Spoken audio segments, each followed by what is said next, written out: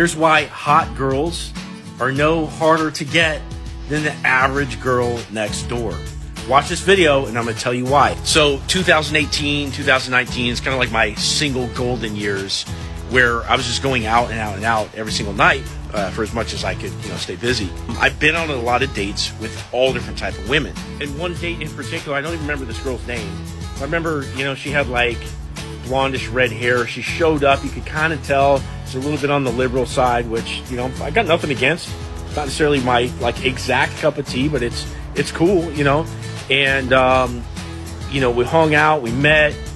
She seemed attractive enough. It wouldn't, cause me to throw up at the thought of, hooking up with her or something like that. Conversation, it flowed and everything was there, but it wasn't spectacular. I don't even remember this girl's name. I went in for the kiss on the end of the date just out of practice, right? You should always go for the kiss at the end of the date. And it just wasn't that spectacular of a date. Now, what's funny here is that, I kissed her. It was okay. We both went home. She never texted me again. I never texted her again. And the whole point of the story is that this chick is like maybe, high 6s or a 7 at best. And she wasn't into me.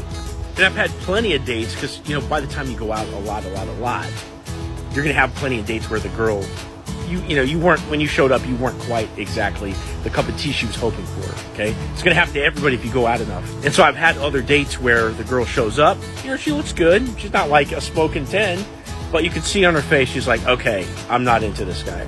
Now, conversely, when I met my wife, okay, by this time, I'd spent a year and a half of going out all the time. The date was a huge success, right? Because I was in practice, I was loose, I was in a good place, okay? But the thing that made the date really, really well was that we had a high level of interest in each other, okay? Now, my wife, in my eyes, is an absolute 10. She's petite, she's been a CrossFit coach, she's a jiu-jitsu competitor and athlete, she's in really, really good shape, she's cute, like the whole 9 yards. And when we met, she came home with me right away. The whole night was perfect. And ever since then, it's been a nonstop, progression in our relationship. And so if a 7 can take it or leave it with me, and then my wife's a 10, and she wants to relationship me up and stay with me for years, you can see how there's absolutely zero correlation between how hot a girl is and her interest level is. Now, what makes this really, really tricky and what makes hotter girls seem harder to get is the fact that when you think a girl's really hot, your behavior, and this is the key, your behavior is altered now because you realize something's at stake. So with that hot girl, you want her approval, you want her validation, you want her attention, you want her to smile at you, you want sex, you want something, and now all of a sudden, because you need something from her, you're going to act differently. But in these cases, it's your behavior that makes the girl hard to get. She gets repulsed by that feeling of neediness, okay? And that's the thing that makes her harder to get. And the thing that drives this point home is that as a man, if you can drum up abundance for yourself, you start to act less and less needy in your interactions with women, no matter how hot they are, right?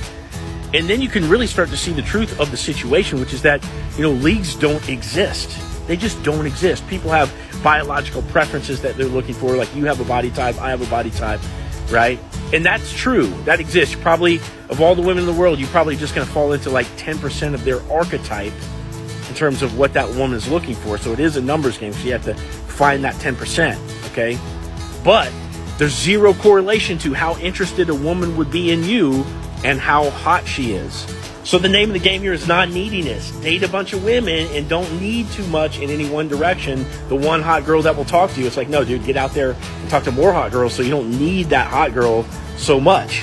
And the other half of it is just play that numbers game because, again, you're only going to fall into like 10% of women, right? So if do you want that 10% to be the one girl out of, 10 that you talk to?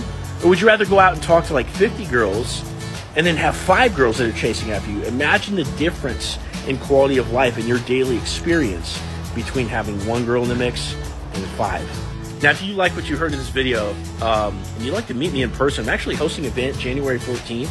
And what I'm doing is I'm having 3 people fly out to Atlanta where they can meet up with me. I'm going to take over their dating app for a day. You're going to hand me your phone. I'm just going to be blasting out messages and starting long conversations for you so that way you can start to get into abundance. Okay, so if you want to meet me, if you want to have mastery in your dating apps, in your online dating life.